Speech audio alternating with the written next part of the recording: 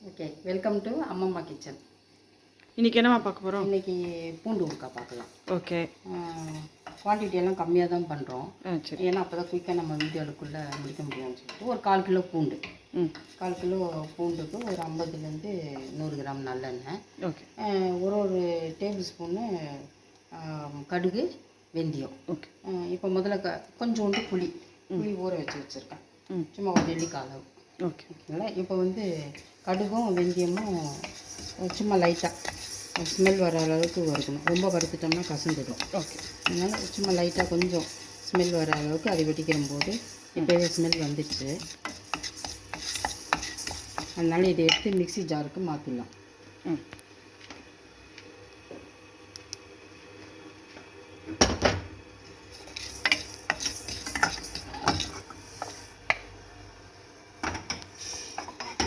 Okay. அடுத்தது ஒரு 50 gram நல்லெண்ணெய். இது ஊறுகாங்கிறதுனால நல்லெண்ணெய் ஊற்றினா தான் கெட்டு போகாமல் இருக்கும். ஓகே. அந்த டேஸ்ட்டும் நல்லாயிருக்கும். இல்லை வீட்டில் அவங்கவுங்க எண்ணெய் இருக்கோ அதை யூஸ் பண்ணலாம். இப்போ ஒரு 50 கிராம் நல்லெண்ணெய். இந்த நல்லெண்ணெயில் பூண்டு போட்டு வறுத்துடணும். ஓகே. ஓகே. கலர் மாறாமல்.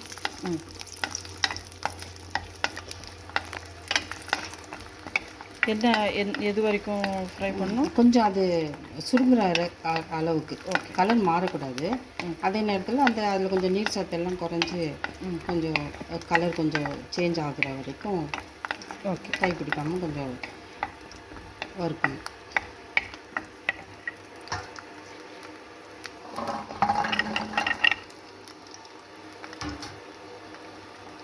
இந்த ஆயிலை ரீயூஸ் பண்ணுவோமா? பண்ணலாம். இப்போ மறுபடியும் தாளிக்கும் போதும் இதை யூஸ் பண்ணிக்கலாம். ஓகே.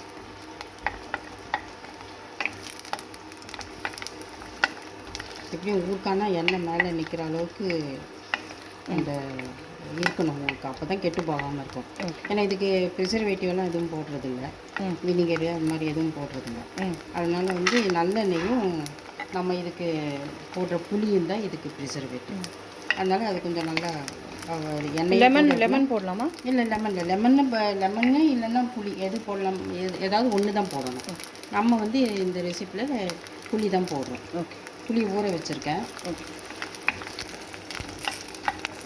அதை நல்லா சில பேர் வதக்கும் போதே புளி போடுறாங்க. சப்போஸ் அதில் ஏதாவது மண் இருந்ததுன்னா ஊறுகாய் கெட்டு போயிடும். வாயில் வைக்கும்போது நல்லாதான் இருக்கும். இதனால் இதை சுடு தண்ணி போட்டு ஊற வச்சுருக்கேன். அதை புழிஞ்சு கெட்டியாக சாறு எடுத்துக்கிட்டால் போதும். ஓகே.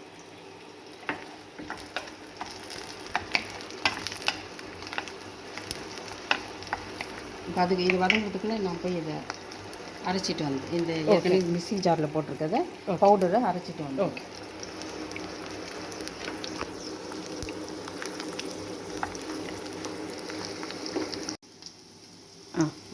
பாருங்க, பூண்டு நல்லா வதங்கி நல்லா சுருங்கி வந்துடுச்சு.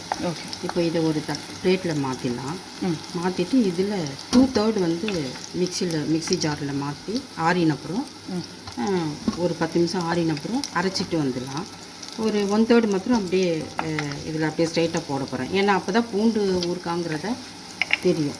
அதனால்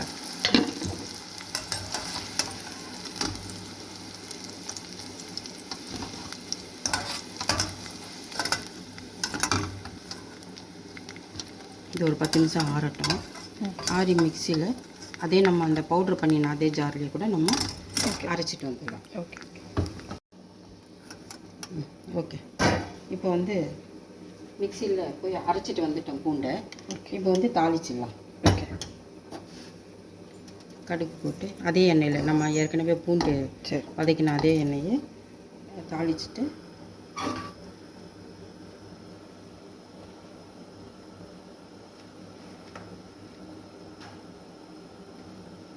வெடிக்கட்டும்.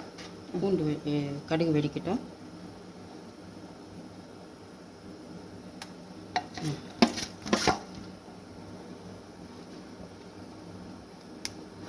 ஓகே. இப்போ வெடிக்க ஆரம்பிச்சிச்சு. இப்போ கொஞ்சம் முழுசாக எடுத்து வச்சுருக்க பூண்டு ப்ளஸ் அரைச்சிட்டு வந்தது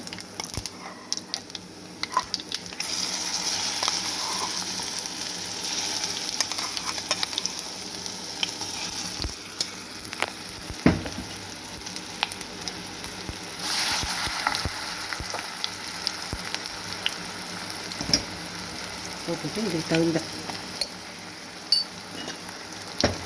தகுந்த மிளகாத்தூள், தனி மிளகாத்தூள், காஷ்மீர் மிளகாத்தூள் எது இருக்கோ அது அவங்கவுங்க காரத்துக்கு தகுந்த மாதிரி போட்டுட்டு புளி ஊற வச்சது இது கரைச்சி வச்சுருக்கேன். ஓகே. அதை போட்டுக்கலாம்.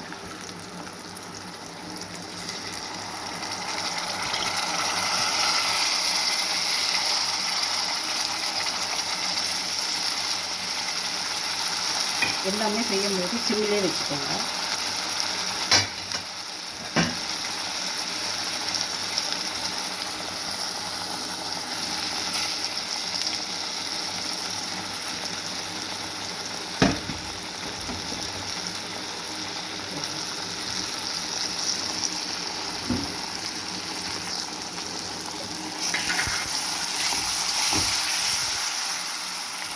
இப்போ அதுக்கு உண்டான ஊற்றி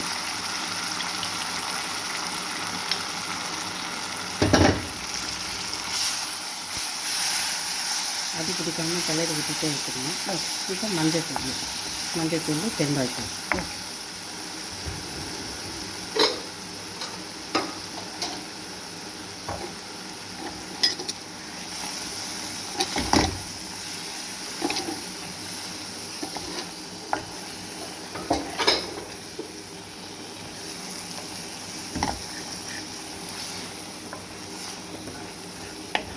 இப்போ ஏற்கனவே ஊற்றின எண்ணெய் வந்து போகாது. இப்போ மறுபடியும் கொஞ்சம் எண்ணெய் விட்டுக்கணும். ஓகே.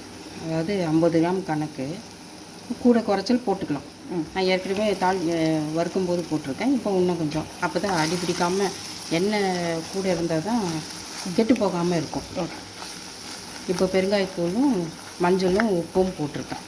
அப்படியே கொஞ்சம் நல்லா சுருண்டு வரணும்.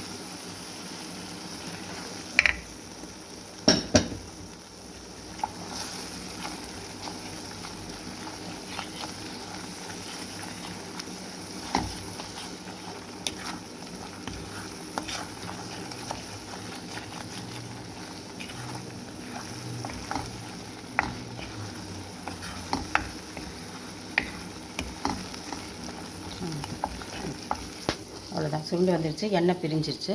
ஓகே. ஈரப்பதம் இல்லாமல் ஒரு பாட்டிலில் போட்டு வச்சுக்கோங்க. தயிர் சாதத்துக்கு சூப்பராக இருக்கும். ஓகே. இதோட அடுத்த வீடியோவில் பார்க்கலாம்.